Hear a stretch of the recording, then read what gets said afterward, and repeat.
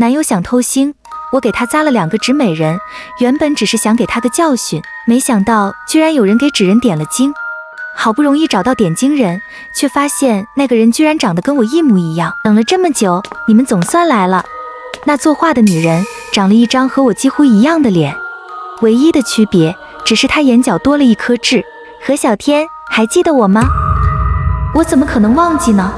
她的存在曾是我的心腹大患。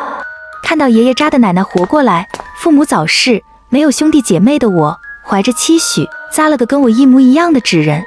最后一步，我为她点上眼睛。你是我扎出来的纸人，以后就是我妹妹，叫你何小芷吧。爷爷带着奶奶回来了，新扎的纸人气息新鲜，逃不过奶奶的感应。怎么有生灵纸人的气息？你给纸人画了眼睛？我自知瞒不住，只得点了点头。不是告诉过你，绝对不能给纸人点睛？你这是乱来。你能扎一个老伴陪在身边，我给自己扎一个妹妹，又有什么关系？胡闹！扎纸行的2大行规，第1条是不能给纸人点睛，第2条就是不能给活人扎纸人。你扎了个跟自己长相一样的纸人，这是要引鬼上身呢。引鬼上身？你照着自己的模样扎了纸人，他很可能会觊觎你真正的肉身，想办法将你的魂魄挤了出去，到时你就成孤魂野鬼了。我这才慌了，跟着爷爷走进后院藏纸人的地方。可如今这里已经空无一人。扎，必须扎！如果是给普通的纸人也就算了，但让跟你一模一样的纸人活下来，非常危险。也不完全一样，他的眼角比我多一颗痣。爷爷听了这话，眉头微微放松。纸人生了灵，便与活人无异。既然多点了颗痣，那纸人也没法轻易取代小天，而且是小天扎的自己，脾性也会受到小天的影响，未必会害小天，放他一马吧。闻言，我也用哀求的眼神看向爷爷。爷爷沉默一会，叹了口气。小天，如果有天你再见到这个纸人，务必保持警惕。如果他对你起了心思，必须立刻毁掉的。没想到一语成谶，时隔几年，我再次见到了他。那纸人顶着和我一模一样的脸，眼角的痣格外醒目，显然一切都是有备而来。我记得你，你叫什么名字？何小芷。他居然还在用我给他起的名，是你给他们点睛的？这么标致的2个美人，却少了眼睛。那你也应该知晓他们身上符咒的内容，哪怕点了睛，他们也必须完成符咒的指令才能自由行动。我当然知道，我还知道纸人和活人交缠的后果。你们想让我戳瞎这2个纸人的双眼来救那个男人，现在我就告诉你们，这不可能，他必须死。我感觉有些不对，回头看了一眼，坤坤果然已经不见了。坤坤和何小芷之间不对劲，看见跟我长相相似的何小芷，坤坤掉头就跑了，就好像他们早就认识了一般。我跟奶奶对视一眼，都从对方眼里看到了疑惑。姐姐，你有什么想问我的吗？当初因为寂寞，所以创造了他。时隔几年，听见他这样叫我，心底有一股莫名的暖意。我原以为你出现是来夺走我的肉身，纸做的身体除了不好男欢女爱，也还算习惯。坤坤虽然渣，但是罪不至死，我答应过他，要让他活下去。何小芷面色微变。几年前我遇到了坤坤，他对我穷追不舍，极尽温柔地追了我很久，他的行为确实感动了我。但是随着我们关系越来越近，我心底却因为纸人身份始终有所顾虑。为了不让纸人的阴气伤害他，我选择了拒绝他的告白。没想到他居然因为争执恼羞成怒，将我从楼上推下来。我就是装作身亡，彻底隐匿了自己。本想放他一马，就这样让这段孽缘画上句号，没想到他又遇到了姐姐你。我恍然大悟，几个月前坤坤初见我，整个人呆住了，并不是一见钟情，而是恐惧。熟悉后一直对我的过去生活工作旁敲侧击，然后猛烈地展开追求。哪怕我对他爱答不理，他也执着无比。原来那深情不是对我，而是对我扎的纸人。我只是那个他想要了却遗憾的替身。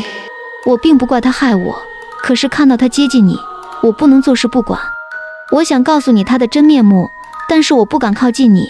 如果爷爷知道我的存在，一定会毁掉我，而且我也担心你深陷其中无法自拔，会认为我是觊觎你的身体，对你有所图，所以我一直在等待机会，直到你发现了他的秘密，使用纸人报复他，我就知道机会来了。所以你还是要帮他吗？我一时无言以对，我以为坤坤只是渣，没想到他居然能干出这么极端的事情。坤坤气喘吁吁地从画室跑走。怎么可能？阿芷那个贱人不是死了吗？变成鬼来复仇的吗？怎么办？真的要完蛋了！不行，我不能死，一定还有别的办法。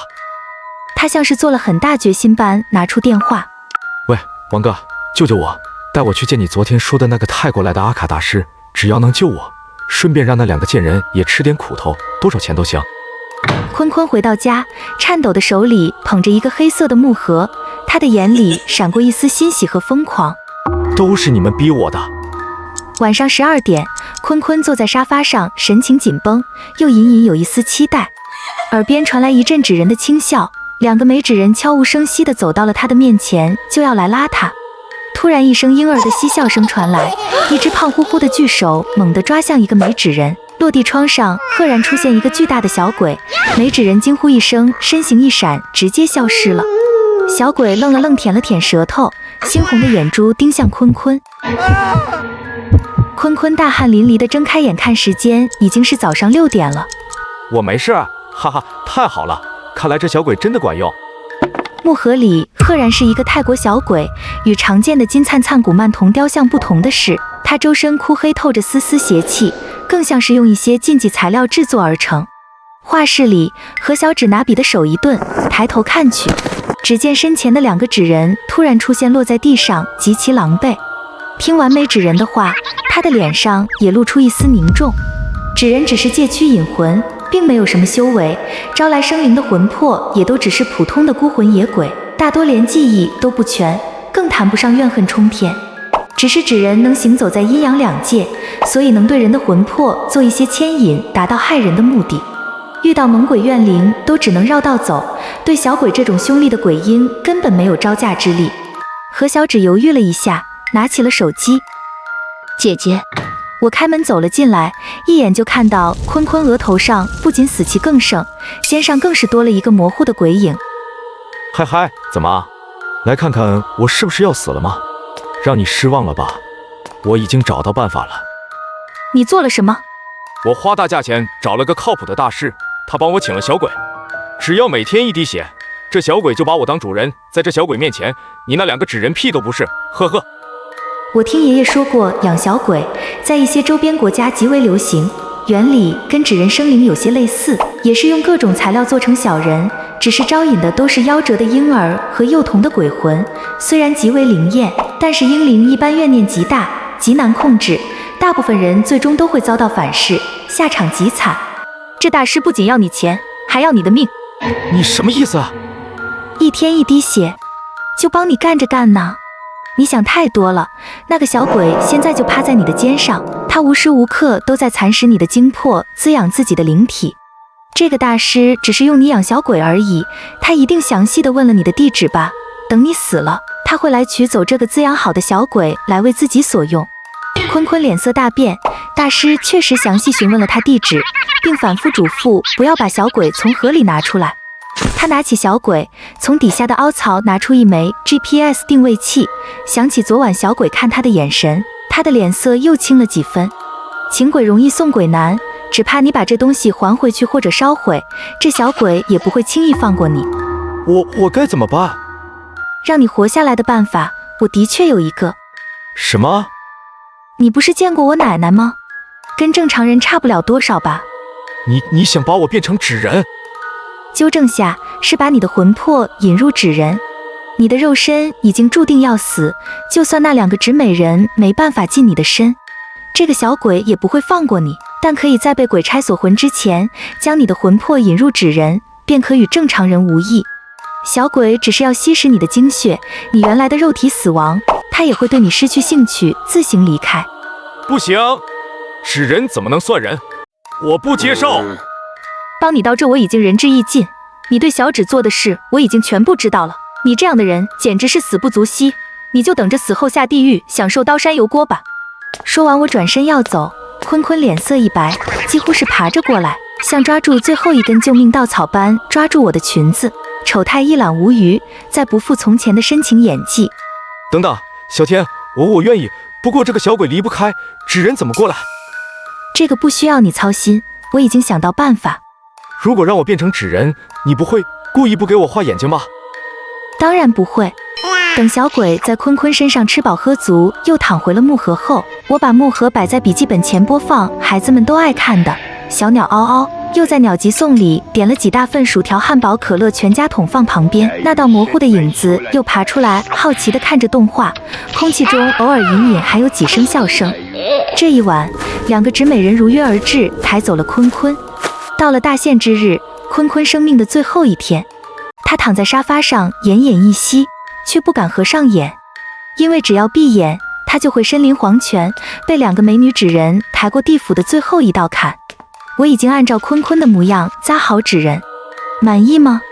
是不是跟你一模一样？坤坤虚弱地抬起手指指向纸人的眼，已经虚弱地说不出一句话。我明白他的意思，掏出特制的狼毫笔，浸上混有血液的墨水，给纸人画上眼睛。